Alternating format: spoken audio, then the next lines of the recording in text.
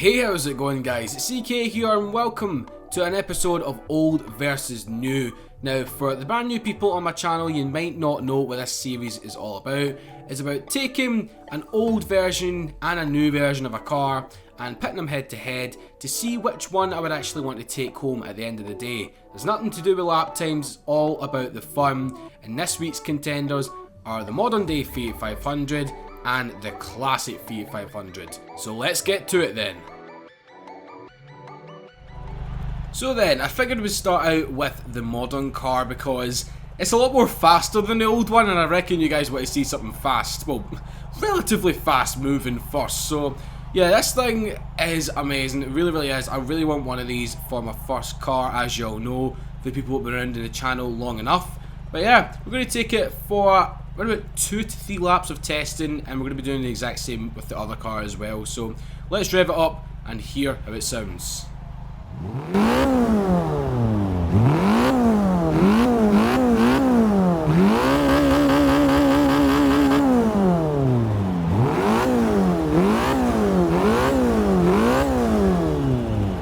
Not bad, it's an angry little scorpion, isn't it? It's an angry little scorpion. I mean, that's what I've called it for quite a long time, the angry little scorpion, or you can call it the angry little Fiat. So for the first lap we shall stick on the outside view, guys, just to see how it fares. Just a quick warm-up lap, trying to get used to the track. Now I have turned off like the racing lines and everything because I don't really follow them. I don't really. A couple of you guys potted them out. I know that is kind of what you need to do for like track racing and stuff, but I kind of find my own lines. I really do. But yeah, I mean, some channels are dedicated to like finding a proper racing line and stuff like that. Me? No. It's here to have fun. We're here to have fun, man. Oh god. It's quite lift off oversteery, if you know what I mean. If you just take your foot off the throttle, it will want to kick out. Now that could be good at some parts, right? But when you're trying to actually do like a lap of Laguna Seca, it's not the best, considering the fact that the walls are quite close. Well, not on this part of the track, obviously, because you get big run-off zones, but compared to Abu Dhabi, this is very tight. It really is. Down into third gear for this one. Now, considering the speed of both of these cars, that's what I'm trying to say, you can easily get round the corners on this track without having to worry too much, because as you've seen back there, you can cut the corner and you're not going to go flying right off into the sand. So second gear, down into the corkscrew. Could have done that a little bit more crisper there, but might try it on the second lap. Oh, it's just wanting to let go. There we go. It's a lot of fun, this car, man. You can probably see why I want it for my real life car, because you can get automatic versions of this, which is really cool. But the way they actually have the buttons on the automatic version, it's on the dashboard for like not the manual gears, for drive, for reverse and stuff. It looks like little jewels. It's really cool, and it certainly stands out from other cars in the range and stuff. So anyway, let's actually, speaking of the interior, jump into it right now. It looks so funky, man. I like the coloured plastics and everything, especially when it's actually white in real life. Love retro style in interiors, man. Seriously, that's why I like the Pagani Huayra, because that kind of looks like, well, it looks proper retro. Same with the Spiker C8. They two kind of look quite similar, don't they? The Spiker C8 and the Pagani Huayra interior, come to think of it. Listen to the little Fiat rev. Don't know how many revs this goes up to. Probably around about 6,500, as you can see down there. Yeah, but it's nearly hitting the rev limiter at 6,500, which is okay for a little car like this, because I'm pretty sure this has a 1.4 litre turbo. It's not the most, oh my god, amazing engine, but it'll do if you are looking for like a first car, or like a first hot hatchback or something, but you don't want too much power, you just want all about the fun, then I recommend this thing, seriously. It's very good indeed. Now, speaking of the power, it has 158 horsepower and 169 pounds-feet of torque, and it weighs about 2,050 pounds, so that is very light, very light, but nothing compared to the previous generation's car, as you'll see in a minute. Oh yes. Oh god. It's always around that corner. Always around that corner, man. You need to watch yourself. Brake a little bit. great cut, just to chuck it around, man.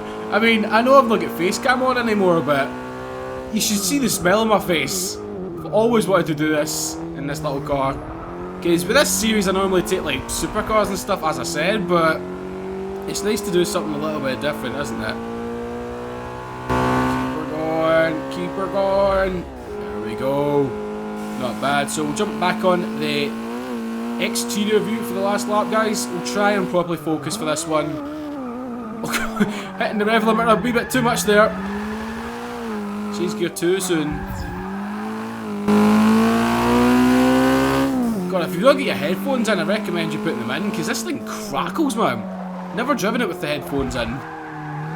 Crackles pretty well, because it'd be great if they actually brought in the 595 Bepisto. I think that's how you pronounce it, the Bepisto version. That is like the ultimate hardcore Fiat 500 Abarth. It's really, really cool. I think it was Marticento. I can never pronounce his name, Marticento. He was driving it once, and I think Shmee drove it as well, and a couple of the guys from Evo. It's bonkers, man. It's a proper little track-focused hot hatch, man. Epic. Even though Top Gear say this, well, I don't know if it's the convertible version. Probably the convertible version isn't a hot hatch, but this is. This is, man. You cannot say it's not a hot hatch, because these things can actually get some decent power in there if you actually upgrade it in this game and in real life. But since it is front-wheel drive, I wouldn't recommend you putting more than 250 horsepower in it, because it would be wheel spinning like a bitch. It really would be. But you could probably convert it to all-wheel drive in real life. That's what I would actually do. Seriously, I would convert it to all-wheel drive, because one, that gives you more grip, and two, you can shove a shit ton more power in it. You really can. So anyway, come up to the final two corners with this thing. Overall, impressive little car. Cannot wait if I actually get one in real life. That'd be great. It'd be really, really cool indeed. Here we go. Give me the power, Fiat. All of that 158 horsepower. Oh my god. So anyway, moving on to this car's predecessor. Rather than driving around Mazda Laguna Seca again, guys, we have came to Nordschleife in an original Fiat 500 Abarth with stock power. Yeah, let me just put that into perspective, right? This has got 28 horsepower. Oh my god! The most powerful thing on earth. And 34 pounds-feet of torque. But this is where it's going to have the advantage over the modern Fiat 500. Well, it kind of won't, because it is less powerful. It weighs 1,257 pounds. Very, very light car indeed. So, as I said, we're on Nordschleife, and that judder though. This thing is actually rear-engined as well, so it's technically a mini Porsche 911. Yeah, and it's also rear-wheel drive. So it will be a lot more better, in my opinion, through the actual corners than the modern day car. But the one thing that the modern day car doesn't really have is body roll. This thing is like a freaking clown car. Seriously, it rolls all over the place, as you can plainly see right here, through these bends. I'm actually glad I picked an Nordschleife for this test, because it just demonstrates the body roll so much better. And if you're going to drive this car, you better be welcome, and you better be prepared to stay in third gear for quite a long time, because that is where it's kind of happiest. It really is, but you can forgive it for that, because look at his little face. So goddamn cute. But yeah, you might notice also the two cars actually have the Italian stripes on them. It's just the best design for this little car. It really is. Mamma mia, man. Now, I'm kind of scared, because the Nordschleife does have quite a lot of hills, and this thing, as you all know, doesn't have a lot of power. So this could be very interesting to see, but it's a lot, dare I say it, faster than I expected. I thought it was going to be like crawling along. I'm surprised we're actually hitting 68 miles an hour. 69, 70 miles an hour. Might get a little bit of boost from this hill. Keep her going, that is loud as piss. Has it got a fifth gear? No, it doesn't, we've only got fourth gears. God damn it. God damn it. Come on, keep her going. The 80 miles an hour for a car with only 28 horsepower is actually pretty impressive. It is pretty impressive, so, because in real life I think these things only go up to about 70, 65 or something. pretty good. I just can't go over the sight of this little Fiat 500 Abarth on Notch Life. And currently my ears are bleeding because these headphones are up very, very loud indeed. God damn, it's kind of weird though, because for these headphones, I have to turn down my TV like fully so the microphone doesn't pick it up. And because I've done that, for some reason these headphones aren't actually turning down. I don't know why. I've pressed the turn down button and everything, but they ain't doing it. God damn it. God damn it. So we'll jump into the interior. One of my favourite things about this car. Look at it, man. It's so tiny. It's so tiny. You got a big chunky rear view mirror, big chunky leather steering wheel, which I really, really like. Yet again, much like the modern car, all of the coloured metal and stuff on the inside. And for a minute I thought that was a sat-nav screen, you know, in the middle there, but it's not. God's sake. It's pretty funny that. It's like a tiny, tiny glove box. Or like a little cigarette place or something like that. You just put all the ashes in there, but I don't know, man. I don't know. Well, it was Italian. It is Italian, this car though, so... And it was like built in the 60s, so... Yeah. It might be like for women's makeup and everything, because this was very popular with both genders, this car, obviously, but... When I was at college and I said I wanted a new Fiat 500 Abarth, all the guys were like that. Is that not a girl's car? I'm like, no, it's an Abarth version, you idiot. I mean, the normal one, yeah, I'd probably agree. In certain colours, like, God, I'm trying to think, like bright yellow, or like, I think you can get it in pink and stuff like that, but if you get it in white, if you get it in blue and stuff, then it's a guy's car as well, man. It's I mean, what's the word for it again? Oh, I can never remember that one. It's for both genders. It is for both genders of the car, but this one, it's for everyone as well, basically. It caters to every single person in the world. And that turn in, though, it's great because it's such small dimensions. There we go. Try to spit that out there, like a tongue twister. But because it has such small dimensions, this thing is like a housefly when it comes to the track. It's dot it around the corners. Okay, a little bit oversteer there. Oh man, this is going to be very, very hard to choose between these cars because it's like father and son. It is like father and son. Right, keep her going. Come on, Fiat. Get the power going. Kind of struggling up this hill here. Come on, man, come on. 62, come on, hit 62, please. Come on, there we go. I wonder if we go over this bump, it will roll over. I highly doubt it. Just doing the fail race technique. This corner normally gives me a lot of pain in like the big hypercars and stuff, but since we're in a little Fiat 500, we can even ride the curb that was back there.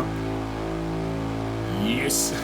Look at me, I'm riding the curb. It's getting a little bit dirty now, this Fiat. It's a little bit dirty. It really is. You know what I would love to do? See, when I do get my office, guys, I would love to do like a Fiat 500 online race, like with some of yous. That'd be fantastic. Just seeing like 23, I think you can get 23 people in lobbies, or is it 26? I'm trying to think.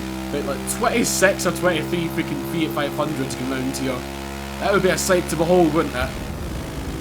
Oh my god! Come on! This is going to be a long lap. I've just realised that.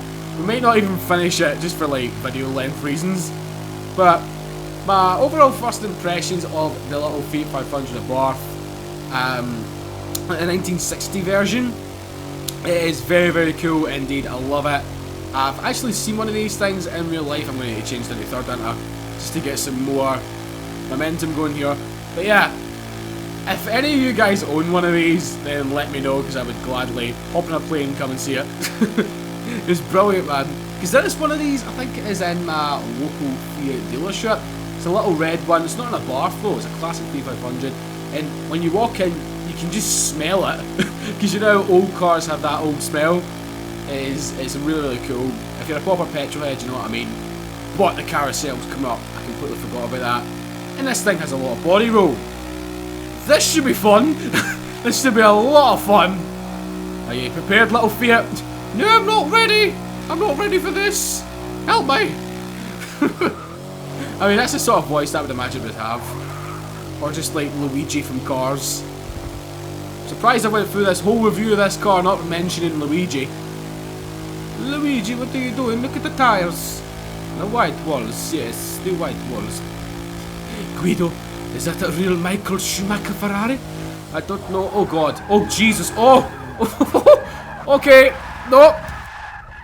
That did not go well. I knew that was going to happen. Now it's wanting to stall. Can we actually make up this a little bit? Just about. Oh my god.